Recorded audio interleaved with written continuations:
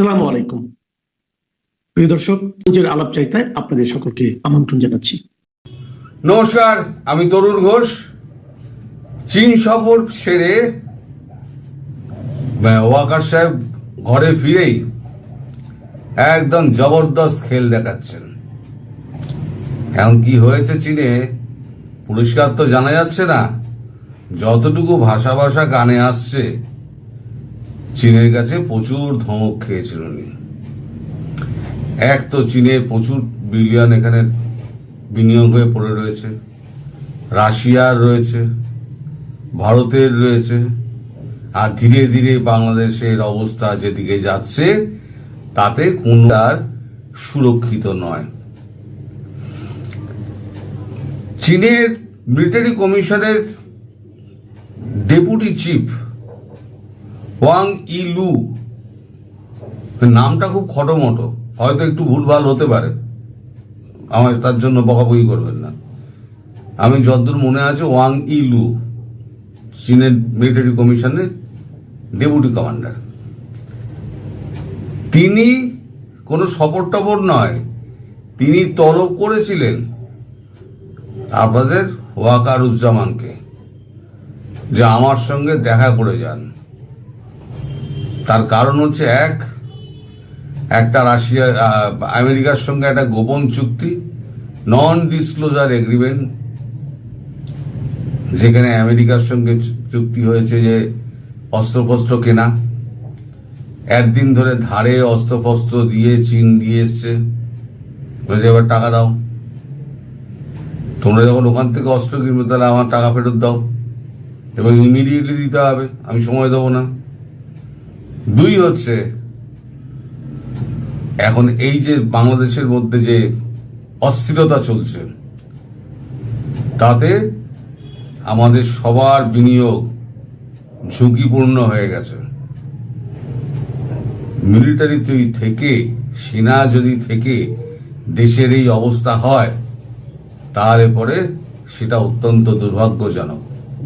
আমরা চাই বাংলাদেশে শান্তি শৃঙ্খলা ফিরে আসুক, আইনের রাজত্ব কায়েম হোক, এটা চীন চায়। এখন চীনকে দিয়ে বলানো হচ্ছে নাকি চীন নিজে থেকে বলছে তা আমি বলতে পারবো না। তবে আরো কি সমস্ত কথাবার্তা হয়েছে তা তো আর পুরোটা তো জানা যায় না, আরো নিশ্চয়ই কথাবার্তা হয়েছে। তা ওয়াকার সাহেব যেটা বলছিলেন যে আমি চীন সফরে যাচ্ছি, সফর নয়, ওনাকে তলব করা হয়েছিল, হি ওয়াজ কল্ড অন, এটাই লেখা হয়েছে। তো যাও, কালকে তাহলে তারপরে ফিরে আসার পর হঠাৎ দেখলাম মারাত্মক অ্যাক্টিভ হয়ে গেল সেনাবাহিনী। মব সন্ত্রাস বরদাস্ত করা হবে না। নুরুল হককে ধরে আচ্ছা করে ঠেঙিয়ে তাকে রক্তাক্ত করে হাসপাতালে ভর্তি করে দিল পুলিশ এবং সেনাবাহিনী। একদিন ধরে এর থেকেও মারাত্মক সমস্ত মব হয়েছে, তখন কিন্তু সেনাবাহিনী দাঁড়িয়ে দাঁড়িয়ে দেখেছে। হাসনাতের নানান রকম হুঙ্কারের পরেও তারা কি বলেছে যে ওরা আমাদের সন্তানের মতো, ওয়াকার বলেছেন ওরা আমার সন্তানের মতো, যেদিন বড় হবে সেদিন বুঝবো। আর কবে বড় হবে? বাবা হয়ে যেত আর বিয়ে দিলে, এখনো তারা বড় হয়নি নাকি? তার হঠাৎ এই চরিত্র পরিবর্তন, নানান রকম সন্দেহ দেখা দিচ্ছে। এখন এটা কতটা ঠিক কতটা ভুল তা তো এখনই বলা যাবে না, আরো তার জন্য ওয়েট করতে হবে। আরো একটা সন্দেহ থেকে যাচ্ছে, সেটা হচ্ছে এই যে মুক্তিযুদ্ধের সপক্ষে যারা আছে তাদেরকে গ্রেপ্তার টেপ্তার করে দেশের মধ্যে যে একটা অস্থিরতা সৃষ্টি হয়েছে, সেটাকে ধামাচাপা দেওয়ার জন্য একটা এই ধরনের খেলা একটা খেললেও খেলতে পারে। তবে আমার মনে হচ্ছে ব্যক্তিগতভাবে, আমি আমার বিশ্বাসকে আপনারা একেবারে দৃঢ় বলে ধরে নেবেন তার কোনো নিশ্চয়তা আপনি কিন্তু নেবেন না। আমার বিশ্বাস অনেক সময় ভুল হয়, সবার সব অঙ্ক মেলে না, আমারও নাও মিলতে পারে। তো সেক্ষেত্রে আমার যেটা মনে হচ্ছে যে চীনের দাওয়াইটা খুব ভালো মতো কাজ দিয়েছে। এখন কথা হলো, শুরু তো হলো নূরকে দিয়ে, এর পরে কি? এটা একটা প্রশ্ন। আর দ্বিতীয় প্রশ্ন হচ্ছে, তাহলে কি ওয়াকার বুঝতে পারছে যে ভূ রাজনৈতিক খেলা একটা জমে গেছে, সেখানে একটা তিনটি শক্তি একত্র হয়ে গেছে যারা আমেরিকাকে এখানে ঢুকতে দেবে না। আমি বহু আগে থেকে বলে যাচ্ছি এটা, আমায় গুজববাজ থেকে আরম্ভ করে তো অনেক কিছুই শুনতে হয়, তা আমি অনেক আগে থেকেই বলে যাচ্ছি যে এখানে আমেরিকাকে ঢুকতে দেবে না, এবং RICর গল্প এবং ব্রিক্সের গল্প গত 3 মাস ধরে বলে যাচ্ছি। তা আলটিমেটলি সেটা একটা ধীরে ধীরে রূপ পাচ্ছে। সকালের ভিডিওতে আমি বলেছি যে RICর যে অফিস, সেই অফিস আপাতত হবে বেজিংয়ে, আর ব্রিক্সের অফিস হবে নয়াদিল্লিতে অথবা ব্যাঙ্গালোরে, দুটো জায়গার একটা। তার মানে ভারতে হচ্ছে ব্রিক্সের অফিস, আর চীনে হচ্ছে SCOর অফিস। এই যে SCO সম্মেলনটা আজ রাত্রিরে পৌঁছানোর পর 31 তারিখ থেকে শুরু হবে, 31/1, এই দুটো দিন কিন্তু ট্রাম্পের কিন্তু ঘুম আসবে না, হারাম হয়ে যাবে ঘুম। কারণ এইখানে যা তৈরি হচ্ছে, এই 3টে দেশ, তার পিছনে 40টা দেশ যদি একসঙ্গে হয়ে যায়, আপনি ভাবুন চীন আর ভারতের শুধু জনশক্তিটা ভাবুন, সেটা হচ্ছে 280 কোটি, পৃথিবীর জনশক্তির 1/3। আরো যদি 40টা দেশের, রাশিয়ার আছে 18.2 কোটি, এরপরে আরো 40টা দেশ যদি যুক্ত হয়, ও ব্রাজিল আছে, সাউথ আফ্রিকা আছে ব্রিক্সের মধ্যে, তাদেরগুলো ধরতে হবে। তাহলে মোটামুটি দেখা যাচ্ছে যে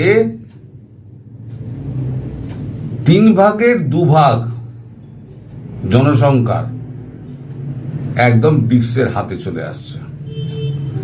আমেরিকান ইউনিয়নের, ইউরোপিয়ান ইউনিয়নের অনেক দেশ, ইতালি, স্পেন, জার্মানি অলরেডি বলে দিয়েছে আমরা ব্রিক্সে জয়েন করব।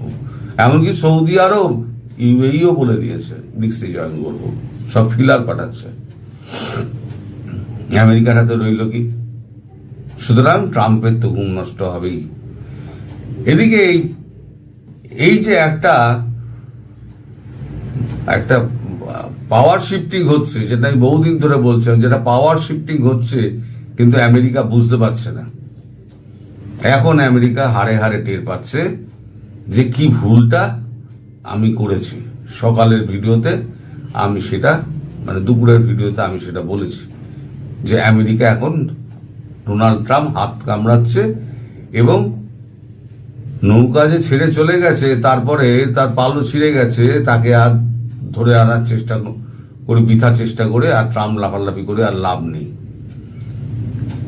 এখন ওয়াকার এটা বুঝতে পারছে যে এখন যদি আমি এই 3টে শক্তির সপক্ষে না থাকি, তাহলে পরে আমার দফা রফা হয়ে যাবে।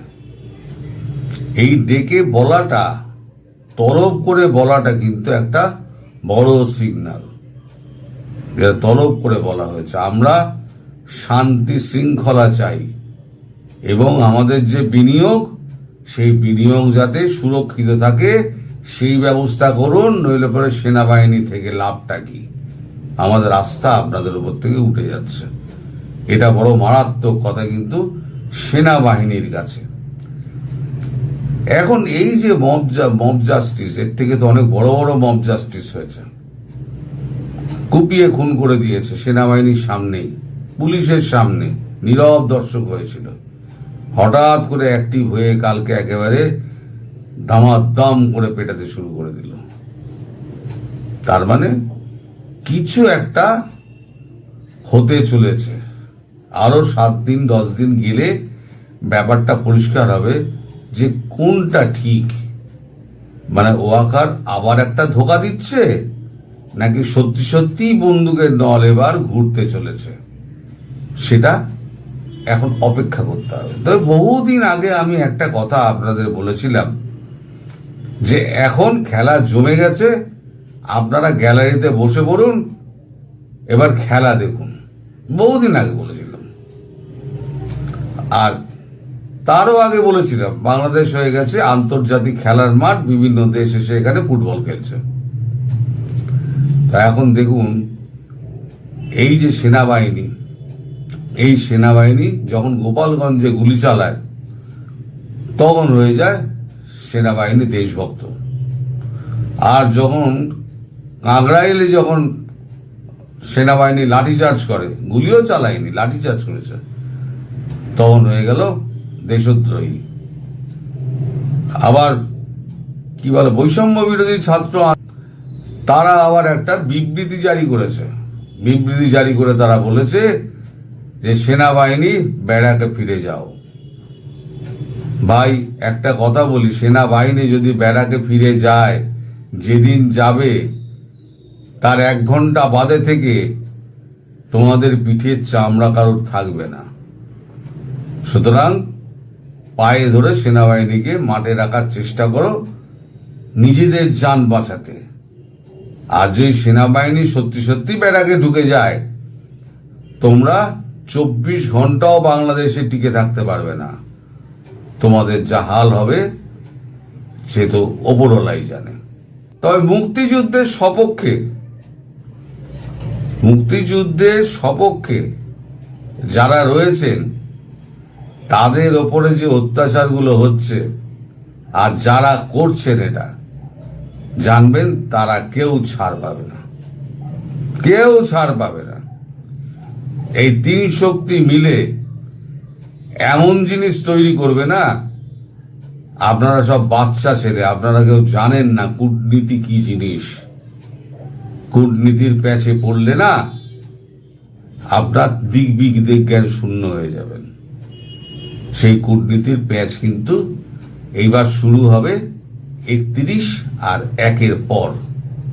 আমি বারবার বলে আসছিলাম সেপ্টেম্বর সেপ্টেম্বর সেপ্টেম্বর। কেন সেপ্টেম্বর বলছিলাম? সেপ্টেম্বর বলছিলাম এই কারণে যে ব্রিক্সের মিটিংটা হয়ে যাক, তার আগে বলার কোনো আমার জায়গা ছিল না। সেপ্টেম্বর কেন? ব্রিক্সের মিটিংটা হয়ে যাক, তারপরে দেখবেন ওদিকে ট্রাম্পের খেলা আর এদিকে বাংলাদেশের খেলা। সুতরাং ওই যেটা বলেছিলাম, গ্যালারিতে বসে এখন খেলা দেখুন। আমি অনেক আগে বলেছিলাম যে ওর জামা কাপড় ছিঁড়ে একদম জাঙ্গিয়া পরে দৌড় করাবে, সেই অবস্থা এসে